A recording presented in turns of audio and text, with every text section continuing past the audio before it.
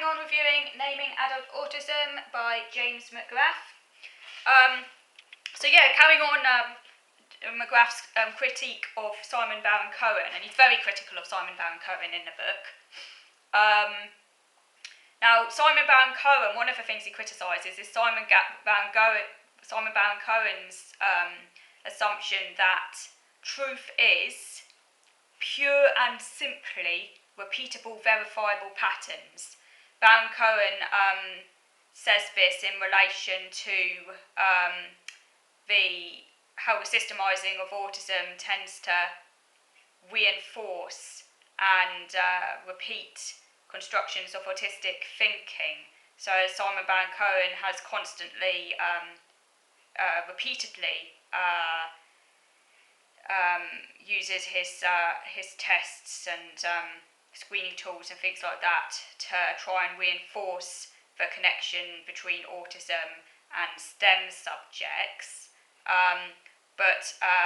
James McGrath quotes from Oscar Wilde, the author Oscar Wilde, who said that the truth is rarely pure and never simple. And that, as I mentioned in my previous video, James McGrath points out how Baron-Cohen's tests are circular because they're just based upon a sort of rather narrow sample of people from his Cambridge cohort. So it becomes reductive and it creates narrow expectations of autistic talent. So it's worth bearing in mind all the time that the truth is rarely pure and never simple. So Baron-Cohen, he provides an incomplete picture because, as Asperger also reported, many autistics did show an engagement with art and literature, and that's something that Hans Asperger himself often talks about. And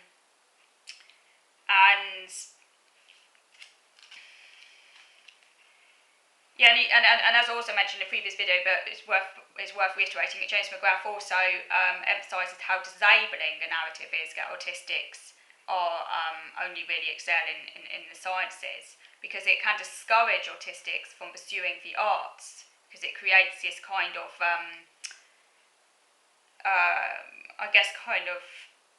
expectation that they're not going to be good at the arts, so it can kind of then discourage them.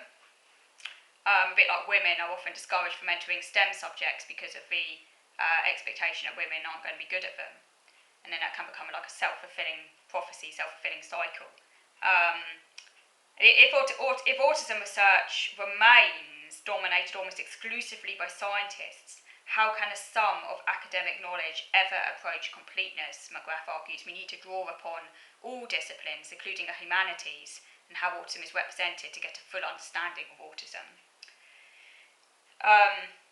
He talks about otherness on page 72, and this is all to do with narratives, the power of narrative through which a group is positioned as inferior or threatening to an implied norm. And also, another interesting thing is that the others are also portrayed as uniformly indistinguishable from one another, almost like a kind of clone, and that's where we get stereotypes, because where a group, a minority group, the other are just portrayed as kind of completely homogenous and standardised. It's very, very dehumanising. He also looks at the infantilising of adult autism on page 74. So, for example, it's absolutely shocking when you think of it, but toys and children's books are often used in autism assessments for adults. Now, I don't know if any of you have experienced this, so do let me know in the comments box below. When I was diagnosed with autism, I wasn't given children's toys to play with. I think it varies from assessment to assessment, and I don't think I was assessed using ADOS, which I have a feeling is the assessment that is often used where they use the toys, because I've heard other autistics talk about this, and that didn't happen when I was getting assessed, because they use different systems to diagnose in different parts of the country. They should really have a standardised system, if you ask me, because it's rather unfair that different tools are used. But in some autism assessments, they do give adults children's toys, and they're expected to use those toys to make a story up using to kind of interpret a children's story or something, and how infantilising this is because it's not appropriate to get a developmental level. And McGrath says, why don't they use a newspaper story or a magazine photo spread that's more relevant to the adult's developmental level? And he says that although the 4 modules of guidelines presented for assessment of the ADOS are used for different age groups, the same toys are used. And this kind of reinforces the idea that autism predominantly affects children instead of it being a lifelong developmental condition.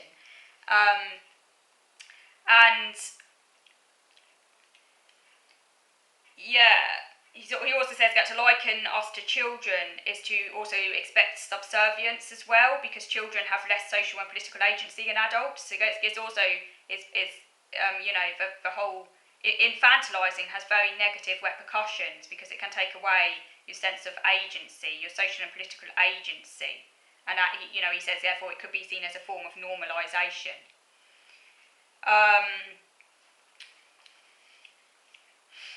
Again, further representations of autism that he criticises include the Big Bang Theory. I don't know if you've seen that, from the late 2000s, where autism is not named because the stereotypes are now so deeply ingrained that the representation is obvious.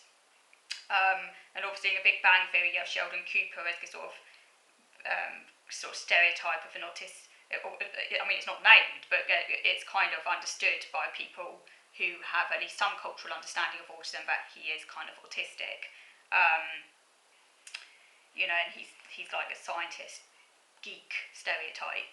And is that problematic? You don't even need to name it anymore because the stereotype is just so deeply ingrained in the sort of cultural psyche that autism and STEM is just so interlinked in the cultural psyche that it doesn't even need to be named anymore.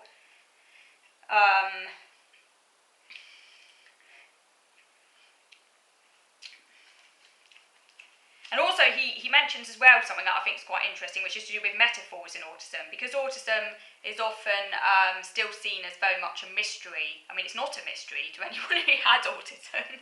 It's a very real fact. But to people who don't know much about autism, and that can include some scientists as well, because they don't inhabit the autistic experience, they're looking at it from the outside through that kind of scientific observer lens. They often sort of see autism as a mystery. And whenever, in science, whenever something's a mystery, you often find that they resort to the use of metaphor. And this is kind of rather ironic, as McGrath points out, because science is meant to, be all sort of, to do with facts, and it's not meant to kind of use that sort of language that you might use, say, to tell a story or from literature and things like that. But science often uses metaphor when it finds it hard to understand something. And because autism is often seen as a mystery, you'll find a metaphor is used when the facts are hard to come by. But then the metaphor can then appear as a fact. One of the main metaphors being the empty fortress, which has been a highly pernicious metaphor of like the autistic kind of being kind of completely locked up in a kind of completely inaccessible, because empty. So that's the metaphor is often being used. The mirror metaphor is often used. There's a whole range of different metaphors that are often used in autism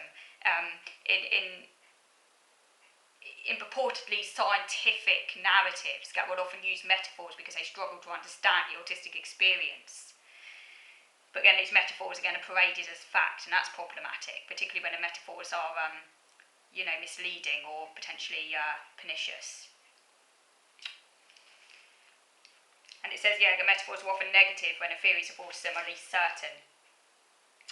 Stereotypes and metaphors can become each other. So metaphors can end up displacing factuality, resulting in a redefinition of autism via metaphor. And McGrath mentions how a rhetorical purpose of metaphor is to render something easier to understand via comparison. So if autism is hard for, say, non-autistics to understand, they'll use metaphor to try and understand it, but often these metaphors are wide off the mark. They do not consult autistics to find out what the real experience actually is, but they use metaphors to try and help them understand it. But these metaphors can often be wide off the mark and then can result in stereotypes that can take years to undo, like the empty fortress one.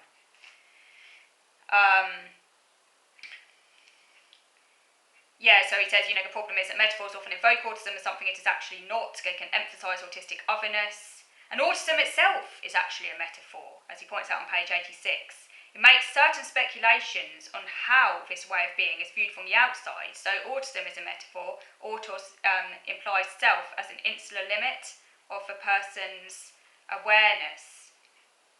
And this is very misleading given the intensity with which external factors can impact, for example, sensory and social overload. So applying that autism, self-state, almost can suggest like a person is locked up in their self, when actual fact it's often a complete opposite, like a person is so overwhelmed by the outside world that they kind of like shut down and as a way of like coping with the outside world, because the outside world is too present, as it were. And also there are the use of alien metaphors often used